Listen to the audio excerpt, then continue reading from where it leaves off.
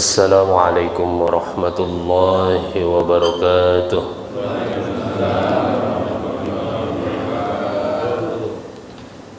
Alhamdulillah, wassalatu wassalamu ala rasulillah Sayyidina Muhammad ibn Abdillah wa ala alihi wa sahbihi wa mawalah. Amma ba'du, faqad qala Allah Ta'ala fi ayatihil karimah, a'udzu billahi minasy syaithanir rajim. Bismillahirrahmanirrahim. Ya ayyuhalladzina amanu taqullaha haqqa tuqatih wa la tamutunna illa wa antum muslimun. Shadaqallahul azim. Yang terhormat DKM Masjid Al-Hikmah beserta jajarannya, insya Allah dimuliakan oleh Allah Subhanahu wa Ta'ala. Ibu, bapak, jamaah sekalian yang semuanya insya Allah dimuliakan oleh Allah Subhanahu wa Ta'ala. Puji serta syukur mari sama-sama kita panjatkan kehadirat Allah Subhanahu wa Ta'ala, Zat yang telah berkenan untuk mempertemukan kita di tempat yang mulia ini, di tempat yang penuh berkah ini, dalam rangka mengikuti kajian ba'da subuh yang sudah rutin setiap Sabtu, yang biasa diisi oleh guru-guru kita. Mudah-mudahan hadirnya kita di tempat yang mulia ini berkenan Allah Subhanahu wa Ta'ala meridhoinya. Salawat serta salam semoga tercurah kepada baginda Nabi besar Muhammad sallallahu alaihi wasallam. Bapak Ibu yang dimuliakan oleh Allah Subhanahu wa Ta'ala, tidak henti-hentinya kita mestinya betul-betul bersyukur kepada Allah Subhanahu wa Ta'ala, karena atas takdirnya saat ini kita berada di tempat yang mulia, di waktu yang mulia, setelah melaksanakan yang mulia. Ini harus kita syukuri, Bapak. Berarti kondisi kita saat ini yang ditakdirkan oleh Allah atau yang ditetapkan oleh Allah, kita berada di tempat yang baik, waktu yang baik. Di tempat yang baik kita berada di masjid. Di tempat yang baik kita berada di majlis ilmu. Majlis ilmu ini adalah majlis yang paling baik. Ini patut kita syukuri, Pak. Tidak sedikit pada saat ini yang kebetulan Allah takdirkan tidak berangkat ke masjid, padahal dia orang Islam, dia juga beriman, namun kondisinya ada yang kurang sehat. Itu mungkin karena ilat saja. Tapi ada yang dia sehat, juga sempat, namun berat. Nah, ini kesempatan ini kita perlu kita syukuri, Bapak. Berarti kita pada saat ini sedang mendapatkan taufik dari Allah. Artinya apa? Yang kita lakukan sesuai dengan keinginan Allah. Kan kita kadang-kadang terbalik, pengennya keinginan Allah sesuai dengan keinginan kita. Padahal bagusnya keinginan kita sesuai dengan keinginan Allah. Kenapa? Duduk di majelis ini emang diperintahkan oleh Allah. Ya ayyuhalladzina amanu idza qila lakum tafassahu fil majalis. Kita disuruh oleh Allah berlapang-lapang di dalam majelis-majelis ini. Ini harus kita syukuri Bapak.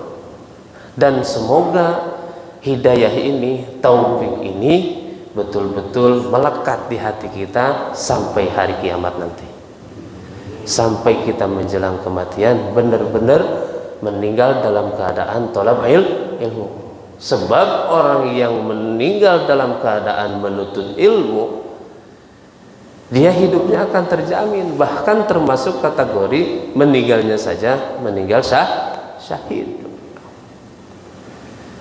Berniatlah dari sekarang kita akan hidup terus belajar, bukan mengajar saja. Saya ingin hidup sampai meninggal dunia itu dalam keadaan belajar.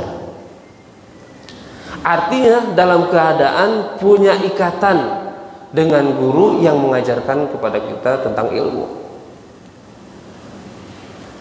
Adapun ketika meninggalnya terserah Allah. Meninggalnya di rumah sakit, insya Allah meskipun kondisi seperti itu, kita tercatat dalam keadaan orang yang sedang menuntut ilmu. Ini disabdakan oleh baginda Nabi Bapak terhadap sahabatnya Ibnu Mas'ud. Wahai Ibnu Mas'ud, julusuka sa'atan fi majlisil ilmi, kata Nabi, la tamassu qalaman wa la taktub harfan khairun laka min itqi alfi raqabati. Ini sering kita dengar mungkin hadis ini, tapi ini sebagai penyemangat buat kita. Bagaimana manfaatnya dan fadilahnya luar biasa kita duduk di majelis ilmu. Julusuka sa'atan, kamu duduk sesaat. Sesaat itu mau 1 jam. Ya namanya sesaat. Fi majlisil ilmi, di majelis ilmu. La tamassu qalaman. Enggak usah megang pulpen. Emang kita habis sholat subuh kadang-kadang buru-buru bawa buku ya. Ini mah sambilan namanya juga.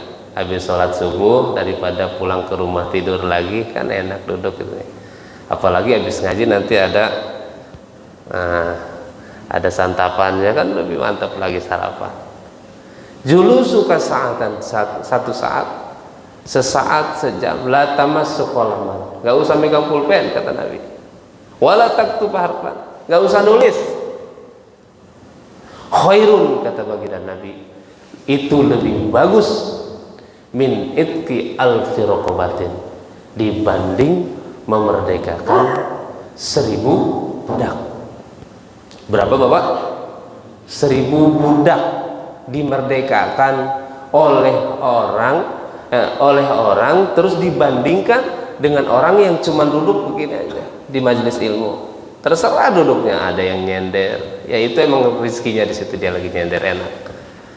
Ya, ada yang kebetulan karena emang habis sholat subuh ini nikmat sekali ya, ada yang sambil merem, nggak apa-apa, duduk itu masih lebih bagus, asal jangan tiduran gitu. Duduk di majelis ilmu. Iya, itu mah nantinya malah ngimpi ya Bu. Duduk aja, duduk tuh, duduknya aja, duduknya aja itu lebih bagus, kata baginda Nabi, dibandingkan memerdekakan 1000 budak. 1000 budak Bapak Ibu, kalau satu budaknya harganya 15 juta, hitung aja. Ini yang berbicara bukan saya, yang berbicara ini adalah baginda Nabi Muhammad SAW. Saking apanya? Saking utamanya, saking bermanfaatnya, saking berkahnya itu duduk di majelis ilmu. Apalagi kita sampai nulis, menyimak, ya. Duduknya aja itu udah luar biasa. Dan majlis ilmu ini adalah majlis yang paling disukai oleh baginda Nabi, Bapak Ibu. Rasul Shallallahu Alaihi Wasallam pernah melewati satu perkumpulan. Perkumpulan itu sedang berzikir sama-sama. Rasul senang lihat orang-orang yang sedang berzikir, zikir mengingat Allah Subhanahu wa Ta'ala. Terus Rasul Shallallahu Alaihi Wasallam pun melihat orang yang sedang kajian, sedang berbicara tentang masalah ilmu. Kemudian Rasul Shallallahu Alaihi Wasallam pun duduk di tempat orang yang sedang membahas masalah ilmu. Disinilah maksudnya. Kenapa Allah perintahkan idza qila lakum tafassahu fil majalis. Ya, kita suruh duduk di majelis-majelis. Karena di sananya nanti akan ada yarfa'illahu alladzina amanu minkum walladzina utul ilma darajat. Bapak Ibu, zikir di majelis ilmu bagus, tapi kalau kita mau ambil perbandingan, maka majelis yang di dalamnya diisi dengan pengajian itu tentunya akan lebih bagus.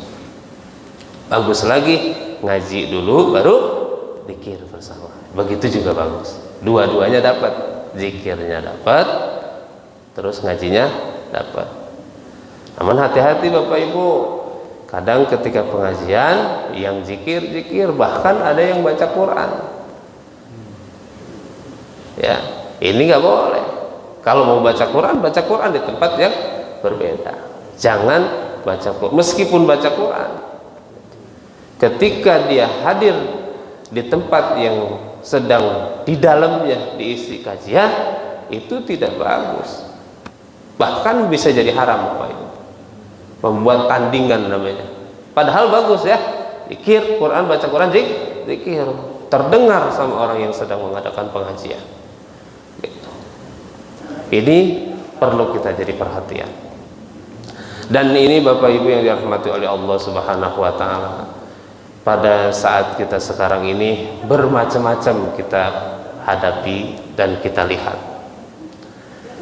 Ada kajian, ada kuliah, ada khutbah. Ini berbeda-beda Bapak Ibu. Ada khutbah Jumat, aturannya tersendiri. Tidak seperti dia berceramah seperti ceramahnya yang begitu bebas. Kenapa? Karena khutbah Jumat ini adalah 2 rakaat daripada sholat Jumat. Perhatikan ini. Ketika khutbah Jumat ada yang sampai loncat-loncat tangan. Itu makruh hukumnya Bapak. Makruh. Jadi ketika khutbah Jumat itu emang harus fokus, seolah-olah dia sedang beribadah. Bahkan melirik ke kiri ke kanan saja sudah makruh, apalagi sampai angkat-angkat tangan. Banyak kan sekarang khutbah seperti itu? Karena yang dicari adalah yang penting bisa berbicara, bukan yang paham tentang benar-benar cara berkhutbah seperti apa. Makanya kadang wali kota suka mengadakan acara pelatihan khutbah, para ahli khutbah. Itu tujuannya untuk menghindari laib, untuk menghindari lago. Yang lago itu bukan hanya jamaah, terkadang yang khotib pun itu bisa jadi lago. Dia ceramah, dia berkhutbah, khutbahnya khutbah Jumat, tapi penyampaiannya menggugah orang untuk tertawa, terbahak-bahak, itu juga sudah lagu Bapak. Ada ceramah ini yang kita lihat di masyarakat. Mungkin kalau ceramah bebas supaya orang tidak mengantuk, dia buat sedemikian rupa kata-kata dan lain sebagainya. Bahkan ucapan-ucapan itu terjadi ada pada dirinya sendiri, bukan sesuai pengalaman. Yang penting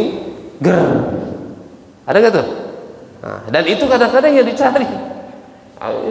Suntuk Ustaz di rumah, kata ibu-ibu, kata bapak-bapak, suntuk Ustaz di kantor, capek. Kan kita juga dengar ingin dengar yang apa? Yang ger-ger, yang segar-segar. Jadi cari ceramah yang selalu bisa membuat kita tertawa. Nggak apa-apa, membuat orang tertawa bagus.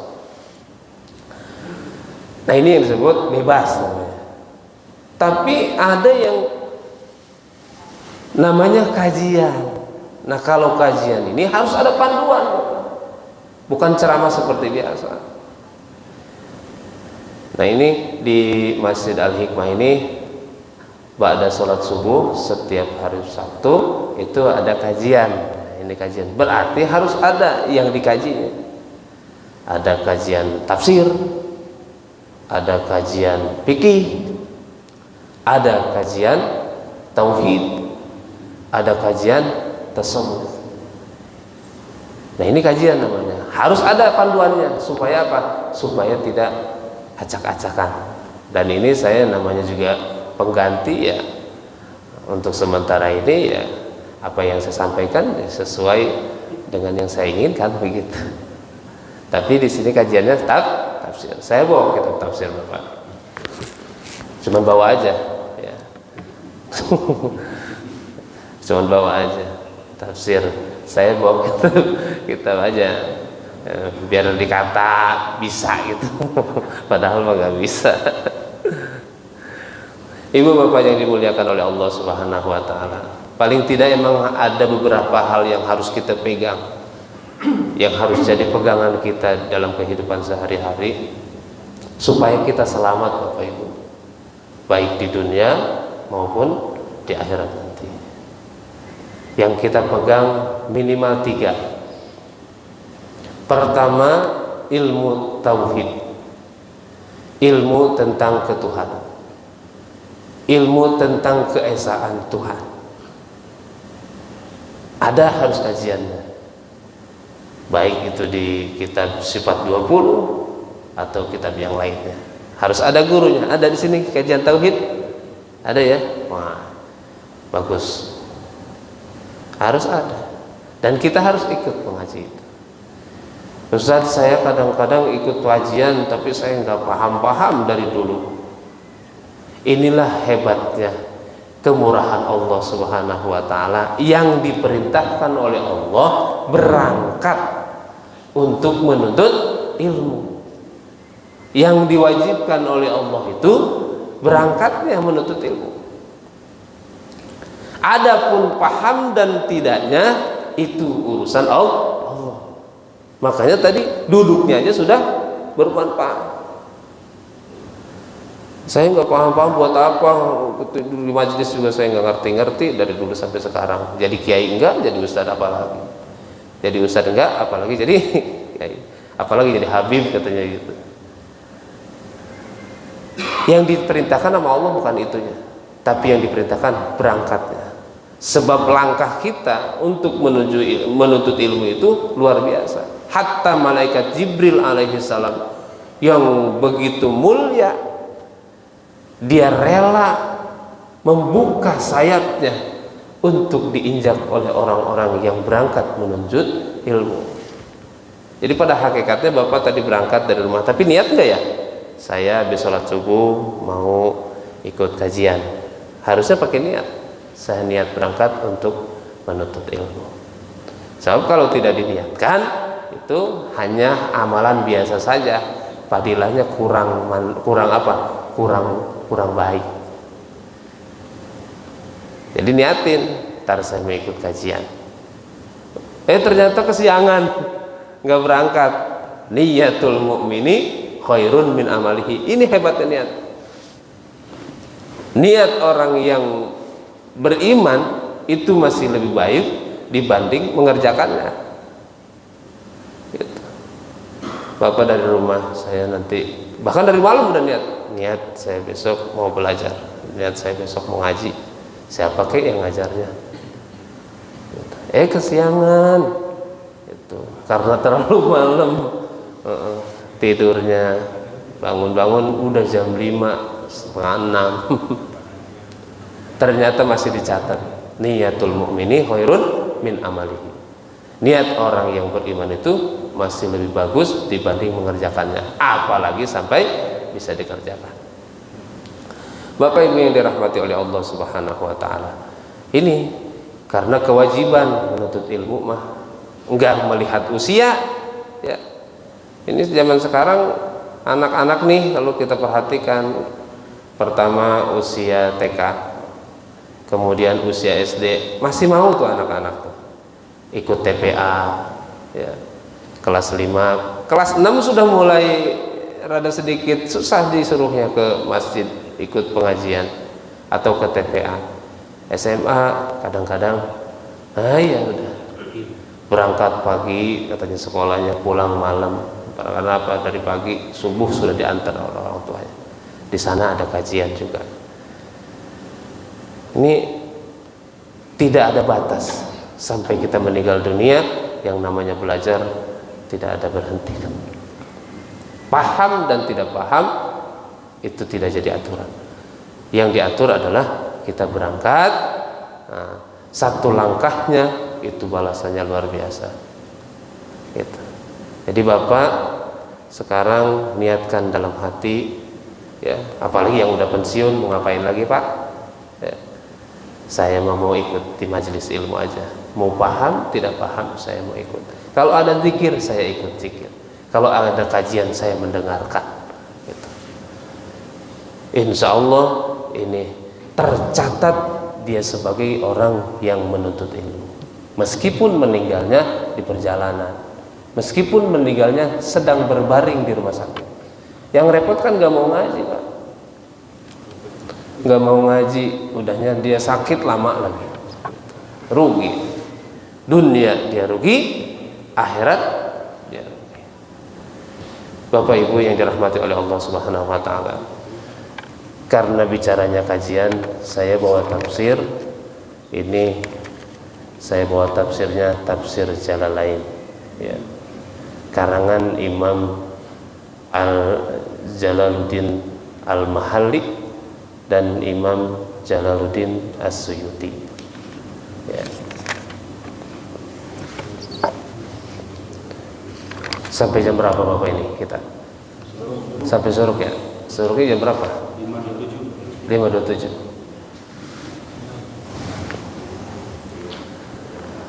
Tadi selanjutkan lagi. Satu yang harus kita pegang adalah ilmu tauhid Bapak. Sudah dipelajari di sini. Yang kedua Bapak Ibu, ilmu fikih. Ilmu fikih ini penting. Ilmu fikih ini adalah ilmu cara kita untuk beribadah kepada Allah secara johir, bukan secara hakikat, tapi secara johir, secara fisik. Apa? Mulai daripada sholat, puasa, zakat, dan haji. Minimal itu saja yang harus kita perhatikan. Sholat kita sesuai dengan yang diperintahkan oleh baginda Rasul dan disampaikan oleh para ulama-ulama yang mengarang kitab-kitab fikih. Ini sekarang udah banyak yang anti masalahnya. Ngapain fikih? Ikutin Nabi aja. Nabi berfikih Bapak Ibu. Cuman dipermudah oleh para ulama supaya apa? Supaya kita nggak sulit bagaimana caranya kita beribadah kepada Allah secara fisik. Dari mulai takbiratul ihram kalau sholat, bagaimana cara takbir? Itu dia atur. Ya. Bagaimana cara berdiri dengan benar sesuai yang disampaikan oleh baginda Nabi dan disampaikan oleh para ulama-ulama terdahulu. Ya.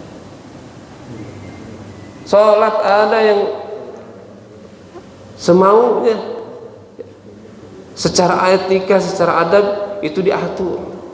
Nggak bisa semaunya. Harus menghadap kiblat, diawali dengan takbir, niat yang kuat, niat, cara menanamkan niat bagaimana dalam sholat, itu diatur. Ada di sini kajian fikihnya Bapak? Ada? Harus ada Pak? Harus ada yang mengajar kita fikih.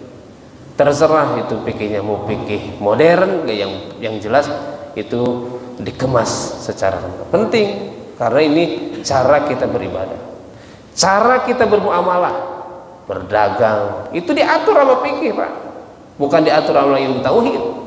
Bapak lagi bicara tentang masalah jual beli, ngomongnya ini terserah Allah aja gitu.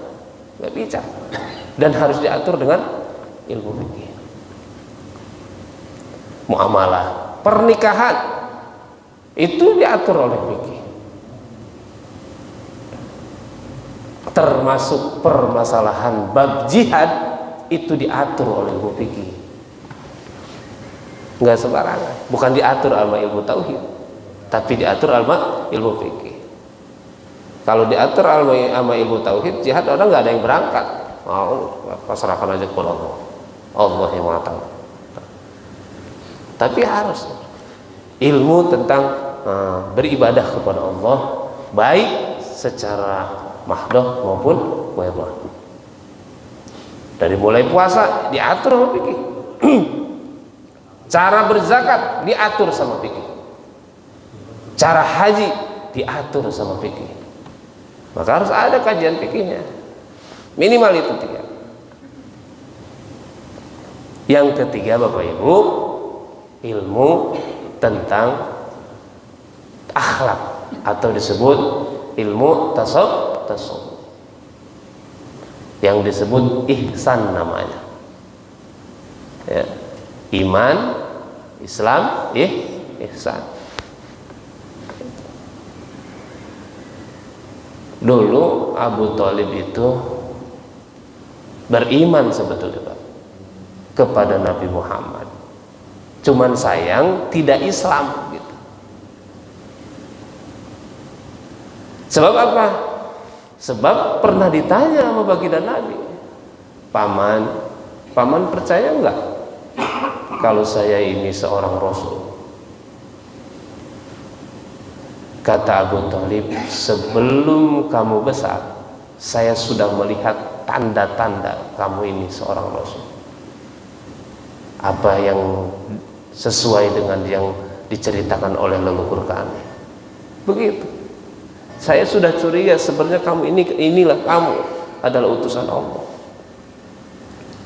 Iya tuh kalau begitu paman, kalau paman emang percaya bahwa saya ini seorang Rasul, ayo paman bersahadat. Kata pamannya, ya jangan sekarang Muhammad, ya saya kan belum tentu meninggal besok, bahasanya gitu. Dia beriman, percaya kalau Nabi Muhammad itu adalah seorang Rasul, cuman dia tidak mau Islam di hadapan baginda Rasul. Jangan Muhammad, saya masih yakin dengan keyakinan saya. Secara prakteknya dia tidak percaya, padahal hatinya percaya. Dan kita juga kadang-kadang Bapak Ibu suka percaya dan meyakini kehebatan orang lain, cuman karena kadang-kadang gengsi kita yang lebih tinggi itu suka mengingkari. Nah, Abu Thalib percaya sebetulnya, tapi tidak Islam sampai wafatnya. Udah paman, sampai Rasulullah nangis, ayo baca syahadat, sholat gitu. Enggak Muhammad, ya enggak, begitu aja bahasanya. Sampai wafatnya Rasulullah SAW nangis. Akhirnya Nabi ditegur sama Allah, innaka la tahdi man ahbabta walakinnallaha yahdi man yasha. Bapak jangan mengeluh tentang anak yang nakal. Bapak dianugerahkan anak ternyata sulit diatur, jangan mengeluh. Bapak dianugerahkan cucu bandelnya luar biasa, jangan mengeluh. Cukup kita berdoa kepada Allah. Karena apa? Karena hidayah hanya milik Allah, bukan hanya kita. Kamu susah bener diaturnya. Anak siapa sih? Padahal kita yang bikin. Innaka la tahdi man ahbabta, walakinallahu yahdi man yasha. Muhammad, kamu tidak akan mampu memberikan hidayah kepada orang, sekalipun orang itu orang yang kamu cintai. Walakinallahu yahdi man yasha. Dan tetapi Allah Subhanahu wa taala lah yang akan memberikan hidayah kepada orang yang Dia kehendaki. Kita mau bagaimanapun kalau belum diberi hidayah, kita cuma berusaha secara syariat. Kita berusaha, ayo nak, kamu sholat nak, kamu udah balik, ya kita ke masjid yuk. Belum pengen. Oh yuk. Kita cuma hanya proses saja untuk, tapi jangan menghukumi. Apalagi karena apa? Karena kita bukan pemberi hidayah. Hatta Nabi tidak diberikan izin untuk itu. Kalau Nabi diberikan izin untuk itu, pamannya yang menjaga Nabi luar biasa, rela mengorbankan jiwa raganya demi Nabi. Tapi karena emang tidak ada hidayah di dalam hatinya, ya Nabi tidak bisa memberikan petunjuk itu. Hanya Allah yang memberikan petunjuk. Makanya ketika ada bahasa di dalam Al-Quran, walakinnallaha yahdi man yasha, ditafsirkan oleh ulama, Allah di saat itu memberikan hidayah kepada Abu Thalib. Cuman baginda Rasul tidak tahu sampai beliau wafatnya. Terserah, ini tidak usah dibahas tentang masalah lebih jauh tentang keimanan Abu Thalib. Karena banyak yang bertentangan untuk masalah itu. Ributin masalah itu, iman orang repot, iman kita sendiri belum jelas. Diterima atau tidak kita di hadapan Allah Subhanahu wa taala. Tapi husnuzonnya kita, Abu Thalib orang baik, dia yang selalu mendampingi Nabi, dia juga orang yang beriman kepada agama terdahulunya, ya. Bisa jadi dia juga beriman kepada baginda Rasul di saat itu. Karena apa? Walakinnallaha yahdi mannya di sini di dalam tafsir dijelaskan dia adalah Abu Thalib maksudnya. Yang ketiga, Bapak Ibu yang dirahmati oleh Allah Subhanahu wa taala, tiga ya tadi. Apa? Satu, belajar ilmu apa Pak? Ilmu tauhid, ilmu tentang keesaan Tuhan. Ada sifat 20. Bapak waktu kecil di rumah mungkin pernah diajarin oleh guru kita. Ada waktu-waktu masih di kampung, ini kan pendatang semua ya. Komplek ya. Aku diajarin wujud kidam bako mukhalafatu lil hawadisi, ya qiyamuhu binafsihi wahdaniyat kudrat iradat, ilmu hayat sama basar kalam qadiran muridan, aliman hayyan sami'an basiran mutakaliman. Hafal Bapak Ibu? Hafal ya? Ya bareng-bareng. Wujud kidam baqa mukhalafatu lil hawadisi, qiyamuhu binafsihi wahdaniyat kudrat iradat, ilmu hayat sama basar kalam qadiran muridan, aliman hayyan sami'an basiran mutakaliman. Hafal ya? Ini sifat 20. Sifat yang wajib bagi Allah 20. Mustahilnya 20. Jumlahnya 40. Sifat yang wajib bagi Rasul 4. Mustahilnya 4. Jadi 48. Yang sifat jaiz bagi Allah 1. Yang sifat jaiz bagi Rasul 1. Jumlahnya jadi 50 sifat kita pelajari. Itu di dalam ilmu tauhid. Di dalam ilmu fikih seperti tadi, bahasannya dari mulai toharo, kemudian bab sholat, kemudian bab zakat, kemudian bab puasa, kemudian bab haji, kemudian bab muamalah, kemudian bab pernikahan, kemudian bab jihad, supaya enggak salah paham orang tentang masalah jihad begitu. Dan yang terakhir adalah tentang masalah ilmu tasawuf, ilmu tentang mensucikan diri, ilmu bagaimana adab di dalam kita beribadah kepada Allah. Maksudnya begitu. Tadi ilmu tentang mengenal Allah. Kemudian ilmu fikih, ilmu yang berbicara bagaimana ibadah kepada Allah. Ilmu tasawuf, ilmu akhlak, ilmu cara beretika di dalam ibadah kepada Allah. Begini maksudnya. Bapak Ibu sholat, Ibu nih, Bapak ini terutama, sholat pakai celana, pakai kaos, secara hukum sah nggak? Sah. Ya. Tapi Ustaz, bagaimana kalau yang di belakangnya ada bacaannya? Nah ini nih, sah nggak? Sah. Sah. Ya. Asal jangan inkisaful aurah. Jangan terbuka auratnya. Hati-hati nih yang pakai celana kalau sholat. Yang pakai celana panjang, apalagi yang maaf perutnya agak maju ke depan kayak saya begini, ya. Itu celananya suka apa? Melorot. Terus dia pakai kain. Pakai apa? Pakai kaos. Kaosnya itu terlalu ketat ke atas. Pas dia lagi ruku, lagi sujud, terlihat itu bokongnya. Maka tidak sah dia salatnya. Secara hukum fikih, bukan secara tasawuf, secara hukum fikih dia tidak sah salat. Kalau ada orang yang di belakang melihatnya, wajib menegurnya. Kalau dia nggak menegur, maka dia berdosa atas dosa orang. Aduh, gimana ya ditegur? Nggak enak.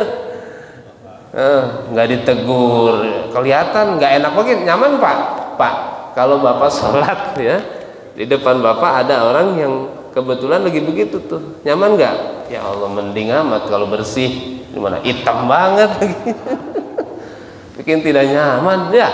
Itu tegur, Mas, maaf ya, maaf, itu tadi auratnya terlihat, terbuka, inkisaf, terbuka. Maka kita tegur, oh iya Pak, harusnya terima kasih. Kadang suka nggak suka juga itu yang ditegur. Apa sih Pak maksudnya? Comel amat.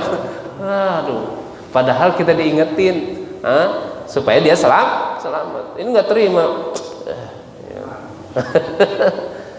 Wajib Pak, wajib Bapak menegurnya. Berani nggak Pak?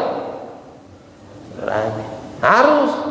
Atau ada orang sholat, kebetulan di telapak kakinya ada najis. Pas lagi sujud kan kelihatan tuh, itu hitam di kakinya. Lagi sih nggak pakai cuci kaki dulu mau masuk ke masjid, ini langsung masuk aja. Itu terlihat, maka kita tegur, Mas, itu kakinya ada hitamnya. Oh iya, makasih Pak, kotor. Ini secara fikih, tadi pakai kaos aja sah nggak? Sah, dengan syarat tidak inkisaf, tidak terbuka auratnya. Ustaz, sholat bukan pakai kaos lagi, cuman pakai celana aja, dadanya kelihatan, tapi pusernya nggak kelihatan, hanya sebatas ini. Orang nggak pakai baju, bajunya kotor, ya kotornya kena najisnya benar-benar, ya dia pakai kain yang ada di masjid.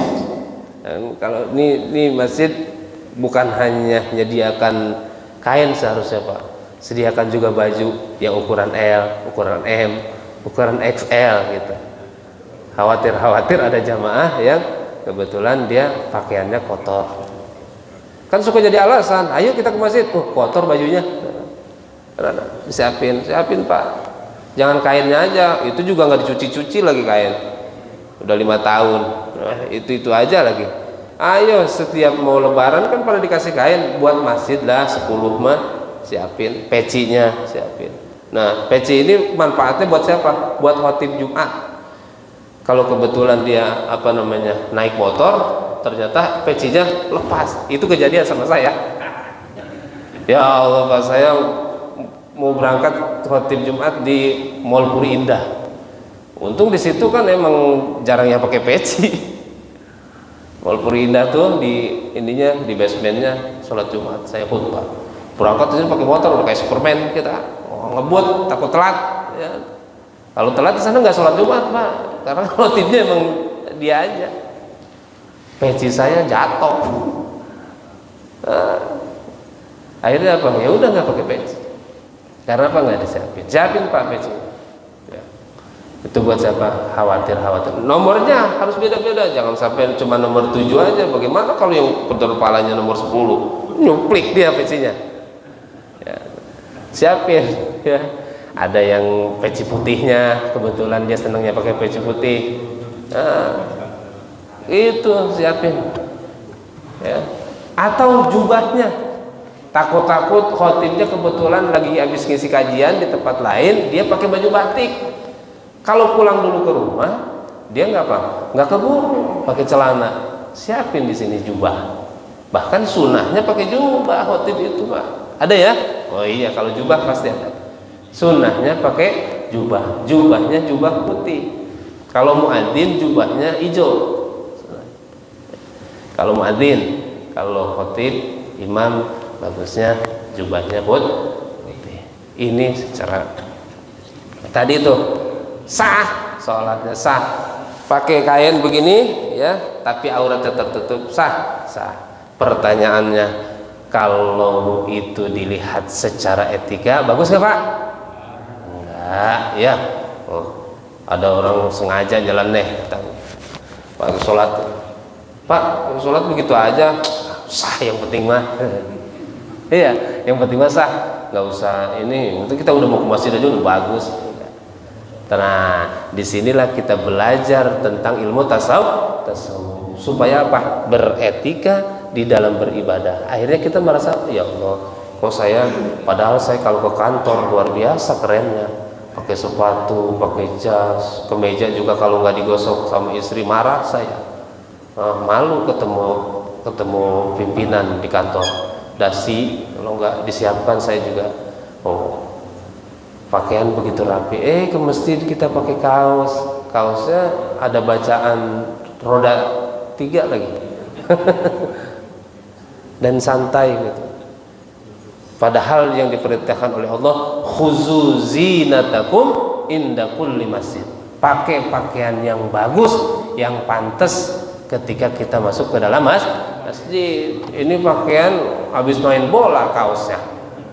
Ya Allah, sholat zuhur, sholat asar luar biasa kan, di sampingnya Masya Allah wanginya luar biasa. Inilah tiga yang harus kita perhatikan: ilmu tauhid, ilmu fikih, dan ilmu tasawuf. Cari gurunya yang kira-kira berkompeten di dalam membahas itu. Ustaz, di sini ada kajian tafsir umum Bapak. Tafsir itu bahasan yang paling nikmat, itu kitab tafsir. Kenapa? Sebabnya dia mau berangkat kemana aja nyambung.